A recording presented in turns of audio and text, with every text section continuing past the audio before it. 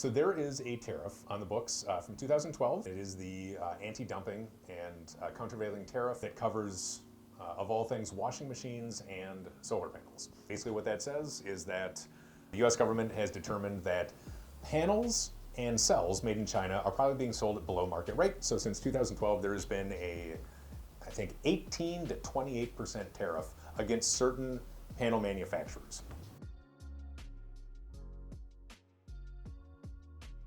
Project's going great in 2022. It's going to be one of our biggest years ever. The delays that we're seeing would be inverters. Those would be the biggest delays. And typically we're seeing lead times that are about double what we have been accustomed to. So instead of 8 weeks, maybe we're seeing 20 weeks, 25 weeks. We've also seen certain inverter manufacturers just not have any stock for the rest of the year. But for the most part, we've been able to pivot and find other reliable inverter manufacturers that we can use.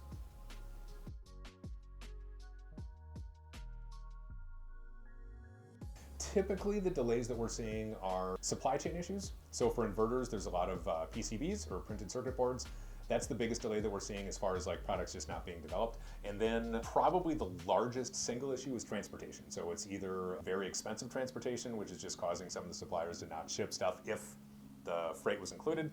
And then just lack of drivers. Sometimes we literally can't get products across the ocean and delivered to Minneapolis.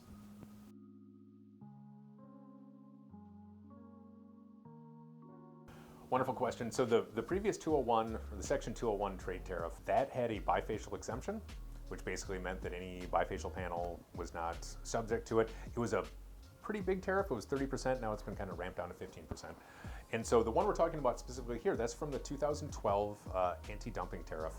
And if the petition that's been filed is accepted by the Department of Commerce, it would be retroactive and it would be very large. So they're looking at a 50 to 250% tariff on top of the price of these modules, retroactive to some point, possibly 2021, maybe the beginning of this year, or it could just be March of this year. And so what makes it very difficult is for any panel manufacturer to actually feel confident that if they deliver something right now, that won't be subject to this tariff.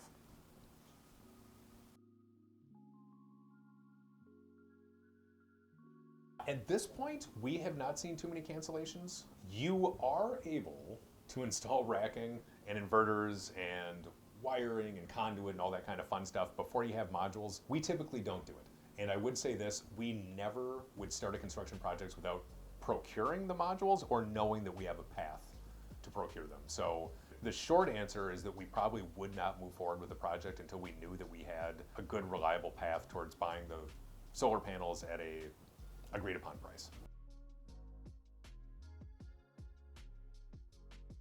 North American panels are accessible to commercial installations. Typically, the annual output is going to be a little bit lower, so it's pretty difficult to count on that to cover all of our needs throughout the year, with the understanding that there's obviously quite a few companies like ours as well. We have not looked in the secondary market, but we have looked at a lot of different suppliers, and we're part of a buyers collective, and so we have access to canceled orders from larger companies around the nation, and we've really tried to open up the old Rolodex, a little bit of a dated reference, but look through as much as we possibly can and just figure out if there's any other distributors out there that we might be able to tap into. And so I think we've done a pretty good job of locating inverters, racking, and then modules are kind of the only item hanging out there. And as of right now, we're not having an issue locating them, but I feel like that might change in the next couple months.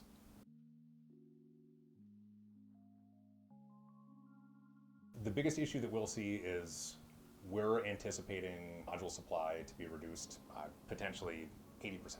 And if that's going to happen, prices will go up. And so that's going to be the biggest impact that we see on the commercial side, is that higher prices for solar modules, and that'll probably continue through this year into early 2023.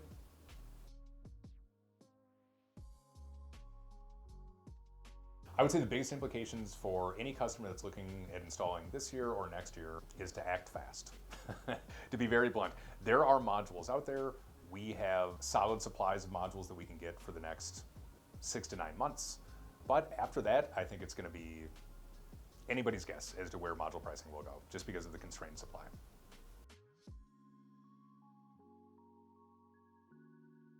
If solar is a strategic initiative for your company this year or next year, due to the recent decision by the DOC, I would definitely say that you should act soon. If you have a proposal in front of you that makes financial sense, and this is a strategic goal, now is the time to do it, and I think it's going to get a little bit more uncertain as we move forward into the end of 2022.